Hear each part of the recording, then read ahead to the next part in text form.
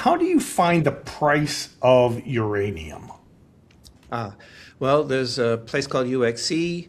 You can also go to Trading Economics, and they have for free. If you want, real-time hot data, you have to pay for it. Hmm. But there is public information. The problem with uranium is that the spot price, that's sort of like a paper market that some players play with, but the real price, if you will, what the actual mines sell to end use customers, which they do. This is not like gold or copper where there's the LME stores all this stuff.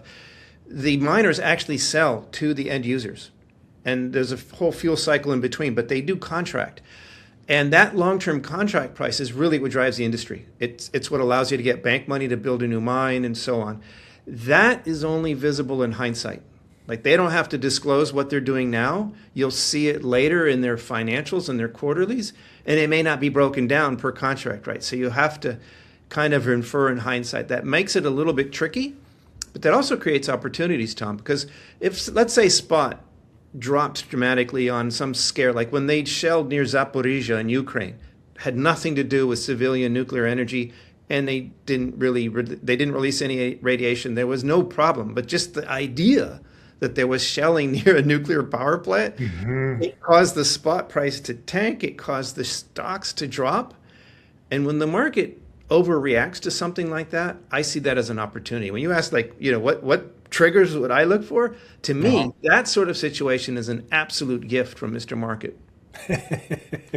So, well, it kind of goes to, and this is, you and I can have completely different styles of how we express a speculation, right? It might be a little bit longer term, might be shorter term, whatever.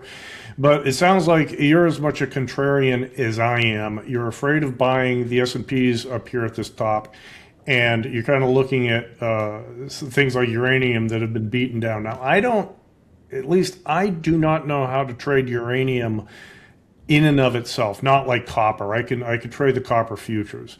I don't think they have uranium futures anywhere. In what you described to me, it Very sounds like little. these companies engage in forward contracts, which is the predecessor of a future, with the company saying, like you said, we'll sell you this much copper over the next 6 months or a year, or excuse me, uranium over this next few months or a year. Is that correct?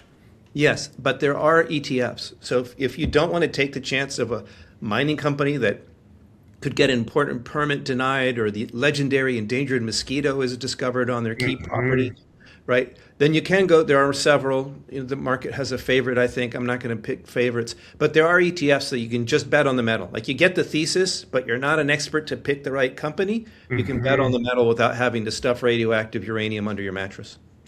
Where's the fun in that?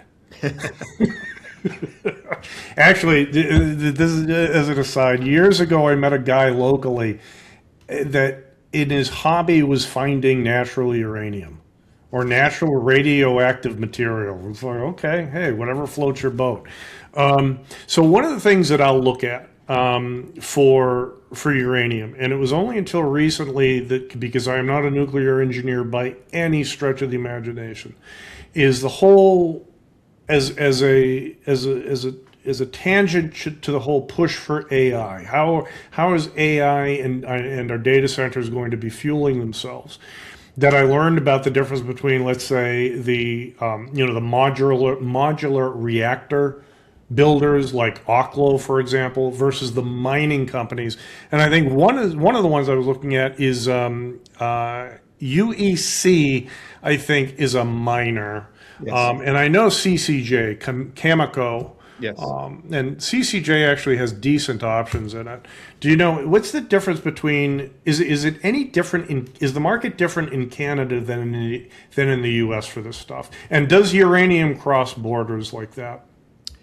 Yes and yes. Canada is a smaller market than the US, but it's very focused on natural resources. And a large chunk of the funds raised for mineral exploration, development, and production are raised in Canada. It doesn't mean all the money is Canadian necessarily, but I think it's something like 75% of the deals originate from these big Canadian companies, and the plethora of smaller ones out there. UEC happens to be a US company, so they bought Canadian assets. Cameco, CCJ in the US, CCO in Canada is a Canadian company. But despite 51st State talk and other fun shenanigans like that, I mean, the US and Canada are, if not Siamese twins, they're blood brothers, and we do a lot of trade. It would be as problematic for that relationship to break down in uranium as it is for oil. Like, we say the US is a net exporter of oil. Well, it's a net exporter because we import a lot from Canada. Yeah. Break that down and we're in trouble.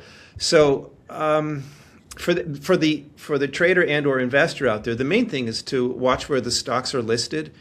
Not all your Canadian plays will have a proper U.S. listing, and there is liquidity risk, if nothing else, buying OTC, right? But if they have a proper U.S. listing, then that really helps. And on the flip side, you haven't talked about, you're trading options and things like that, but one of the ways that people who like mining stocks like leverage is to participate in private placements.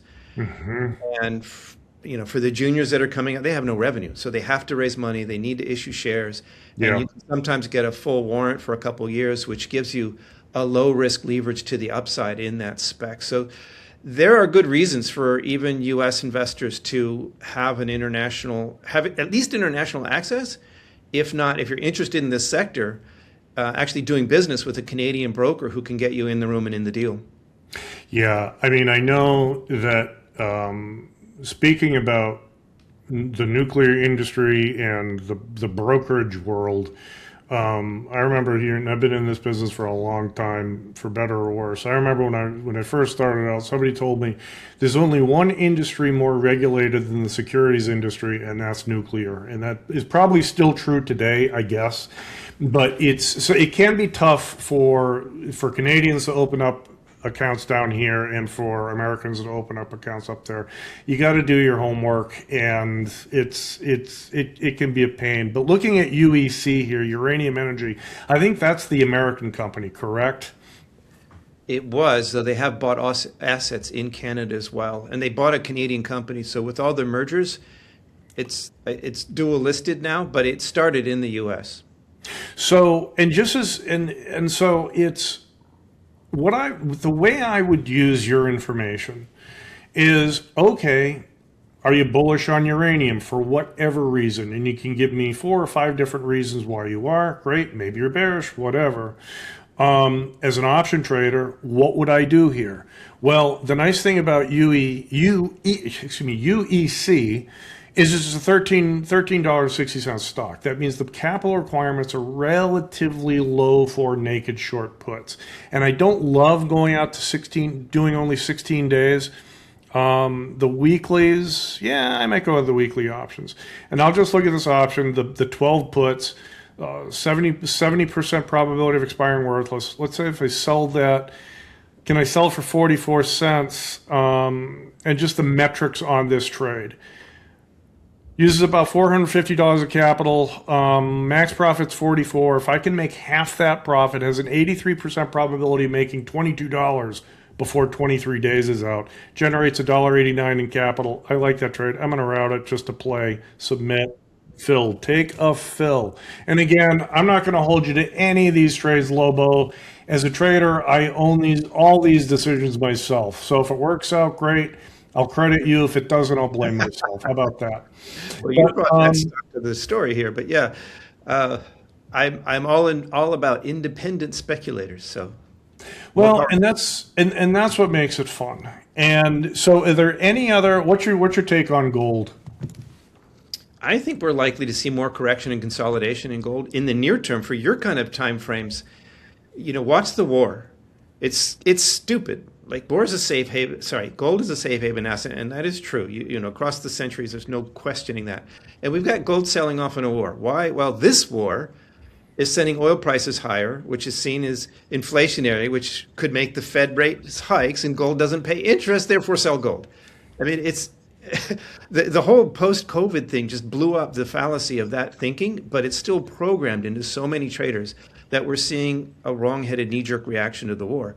And you can, as they say, that markets can remain irrational longer than you can remain solvent. So, I can look at that and pull my hair out and say, well, the market is wrong. As a longer term buy and hold guy, then that's an opportunity, right? If I'm right and the market's wrong, that's an opportunity. As a trader, I would look at, well, what are the odds that the war is going to be over soon? And if it escalates, it's likely to go down. So you could do some kind of short strategy.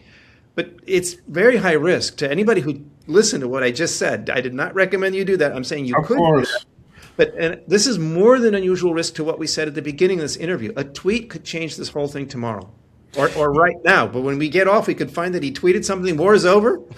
Exactly, exactly. The nice thing about GLD, the ETF that tracks gold, and again, we're talking about, HG. They were futures options, so you need a futures account to do that. You can open up a futures account, trade it right alongside your equity and your equity options, index options.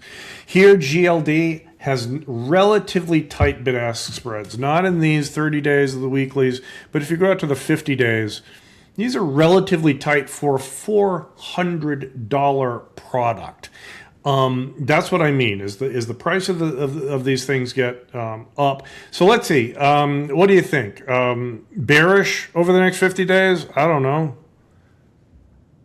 417 right in the middle. Let's see what the skew is doing. I'm not 415 going to recommend you, but I will say 50 days. I'll be very surprised if the war isn't over by then, and that thinking is not over. Is not I'll over. be surprised if it's not over. Okay. I mean, it seems clear that Trump wants out. I mean, like if the quagmire goes on, that goes against a key campaign promise. The longer this goes on, the more I think he wants out. And again, I'm not judging the war or the sides here. I'm just trying to look at the market, and I'll be surprised. Now the other side gets a vote. Like if Trump says we won and he goes home and they keep the strait closed, there's a problem there. I understand that. So I'm not making a prediction, but I am saying that I'm looking at the situation, and it's very clear to me that the U.S. wants out, or as quickly as possible. 50 days is enough time, for that to play out. And like I said, Lobo, I'm not going to hold you to this. The skew in the GLD options is pointed north. So in other words, and the way I always describe this, it does not mean GLD is going higher. All that means is that the market anticipates risk to the upside. It is fearful of an upside move in GLD. So along with your opinion, your 2 cents, as it were, to go along with the skew, I'm going to sell the 400, 405 puts. I'm just going to see how it works for me. See if I get filled. Take a fill, 2 fills. So, all right. I don't want to go too long with you. I know you're a busy guy. Are there any final things you want to point out to the viewers about trading metals, what you might look for, what do you see going forward? Is it I think you're a long-term bull in all this stuff. Yes. A couple key points. One is, we talk about the war or the macro situation, and you can't ignore that. You have to pay attention to why things are happening, like the why for the copper outlook. But the macro doesn't tell you what's going to happen next. And I don't just mean the tweets. It can be anything. It could, markets fluctuate, right? It can be company specific. It can be commodity specific. So it's great to have a macro thesis like we're going to need more copper as the world electrifies no matter what. That's great. And it gives you confidence to place your bets. But just don't convince yourself that means it has to go up tomorrow or this week. You understand? The short term, that's where you might hire a technical analyst to really help you out with the charts or something like that. The other thing, though, is back on the macro side, just big picture. All paths forward to me look inflationary. And it's not just the war, it's the spending we talked about earlier. The European move towards remilitarization, we're talking trillions of dollars of build out there. China's trying to prop up its economy. There's basically everywhere around the world, everything we see points towards higher inflation ahead. That has, I think, investment implications for years to run. And of course, maybe I'm talking my book here, but it's obvious implications for commodities, especially ones facing supply constraints like copper and uranium.